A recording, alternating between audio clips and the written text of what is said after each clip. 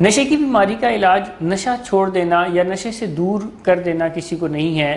نشہ چھوڑ دینا یا نشے سے دور کرنا تو بیماری کے علاج کی طرف پہلا قدم ہے، پہلا سٹیپ ہے۔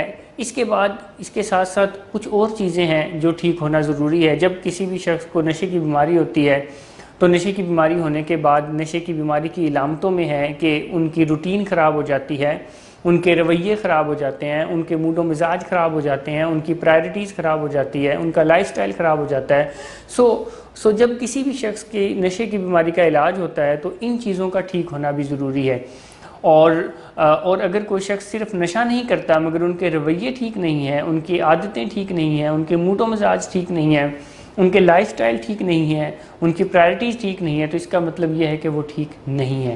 کیونکہ ایک ٹھیک ہونے والے نشے کے مریض کی یہ علامتیں ہیں کہ وہ نشے سے دور ہونے کے ساتھ ساتھ اپنے رویوں پر کام کرتے ہیں اور اپنے رویوں کو ٹھیک کرتے ہیں، اپنی عادتوں پر کام کرتے ہیں اور اپنی دیگر جو نشے کی بیماری کی وجہ سے عادتوں میں خرابیاں پیدا ہوتی ہیں ان کو ٹھیک کرتے ہیں، اپنے لائف سٹائل کو ٹھیک کرتے ہیں، اپنے سونے اٹھنے کی روٹین کو ٹھیک کرتے ہیں، اپنے کھانے پینے کی شیڈول کو ٹھیک کرتے ہیں، اپنے سوشل سرکل کو ٹھیک کرتے ہیں۔ تو جب وہ ان ساری چیزوں کو ٹھیک کرتے ہیں تو علاج مکمل ہوتا ہے اور مریض کے ٹھیک ہونے کے چانسز میں اضافہ ہوتا ہے۔ Thank you very much. اللہ حافظ۔